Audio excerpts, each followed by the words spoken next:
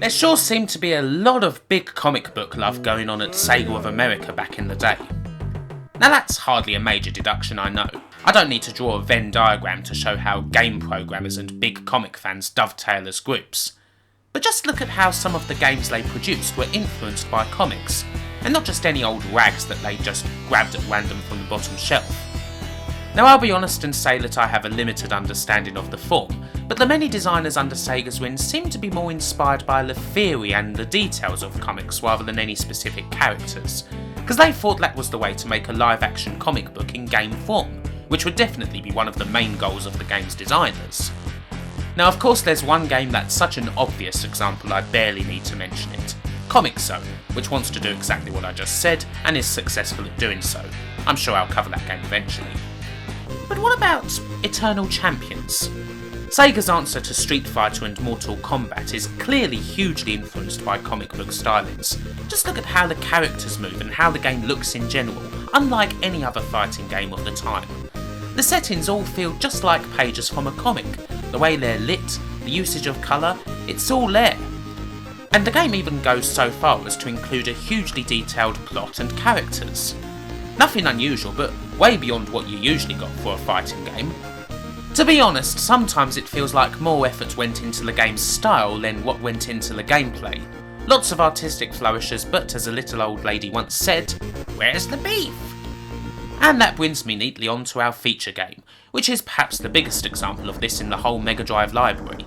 Say hello to Chakan, the Forever Man. An action platformer from 1992 with one hell of a concept, its styles and profiles like Ric Flair circa 1985. Alas, most people think that it plays like Ric Flair circa 2012. Suppose it's time to see why that is, innit?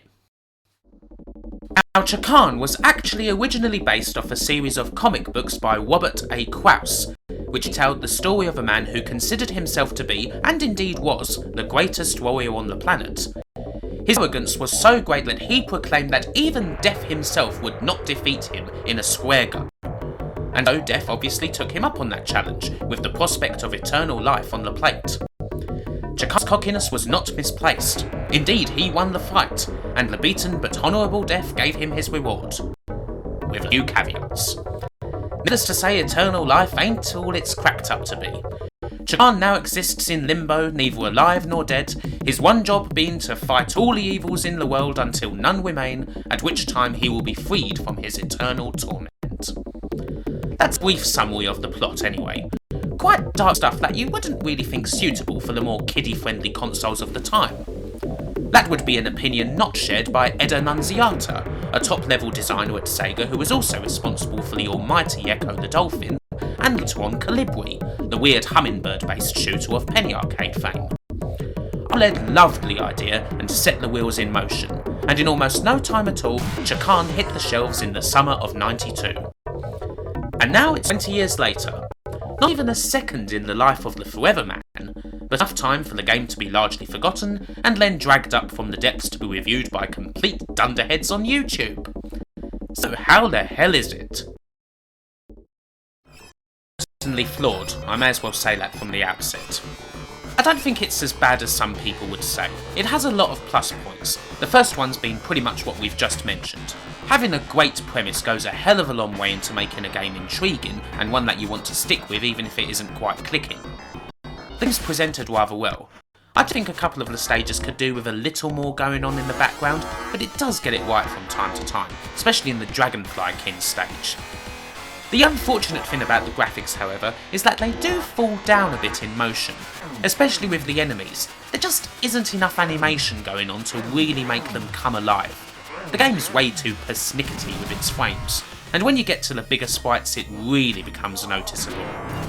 Most of the frames naturally go on Chakan himself, but even here his movements just seem a bit too robotic, and I've never liked the way he swings his sword. It's actually kind of similar to Strider in a way that you can just hammer the button and swing the sword with reckless abandon, but this is a completely different, slower, platform-based game. What worked there doesn't work here. Anyway, onto the meat, where things get a bit more complicated. One of the biggest knocks on Chakan usually is that the game is hard, and believe me it is, although that's not a negative to start with. One of the main reasons it's hard is because it's really quite long and there isn't a password system. Well, that's of course with real hardware. Using an emulator obviously makes things easier, but that's beside the point. As far as difficulty in the gameplay goes, it's a mixture of good and bad. The good difficulty in Chakan comes from figuring out the best path through the game. You choose where you want to fight next, a la Mega Man, and much like that game there's an optimal path, at least for the first few levels where you have to collect all your weapons. The bad parts about the difficulty come with the technical frustrations of the game. For something that includes so much jumping, it's just not that good at it. I can't remember the last time I saw so many leaps of faith. You almost never know where you're jumping to next. Movement in general just feels so awkward in Chakan. It feels like a battle against the controls all the time. The actual enemies themselves and the obstacles you have to face really are just fine, but the problem lies with controlling the man. It's just not all that fun to play with. And the difficulty issues work the other way as well. Most of the bosses are pitifully simplistic. Just big images pasted onto the background with barely any attacks. And sometimes the collision detection just goes to pot, meaning that things like this happen. Ha! Damn, I'm the best there ever was! Thank you so much, game. Okay, that's enough of the negative Nancy stuff. What could they have done differently? Well, first off and most obvious of all, have a password system. I mean, that should have been a given. There are certain cheats available that start you from the halfway point, and you obviously have unlimited lives, because dying is the main objective of the game after all. So you never have to restart from scratch, but the game was still a pretty long one for anyone who wanted to complete it back in the day.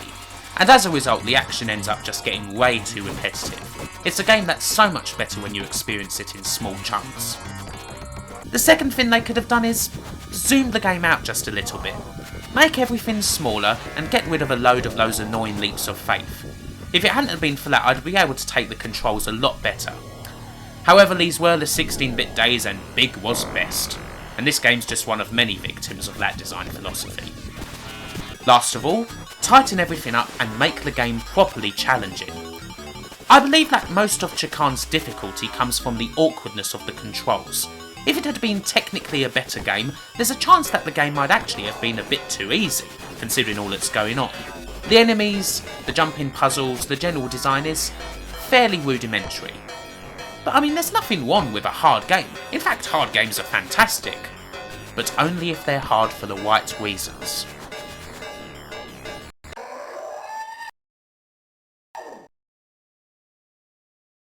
In failure. The game definitely does have some value, and it does have a dedicated group of fans who love the game and wish to see it make a return. Some of the flaws I've mentioned, like the length, don't really matter so much these days, and if you can look past the technical difficulties, then you may well join that group. It all depends on how you feel about the concept and how much you're willing to look past the issues. I would have liked to have seen the game have another chance. It is of course an unfinished Chakan 3D game that was ultimately canned and parlayed into one of the Blood Omen games, but I think 2D would be the best place for it. And I don't think it's an idea whose time has passed. Someone should remake Chakan now and give it the justice it deserved but didn't quite get on the Mega Drive, because really it could be an absolute cracker. As it is now, Chakan will just have to remain, now and for the rest of time, Forgotten Man. End credits please. Oh, wherever you are and whoever you be, have a good one. And take care of yourself.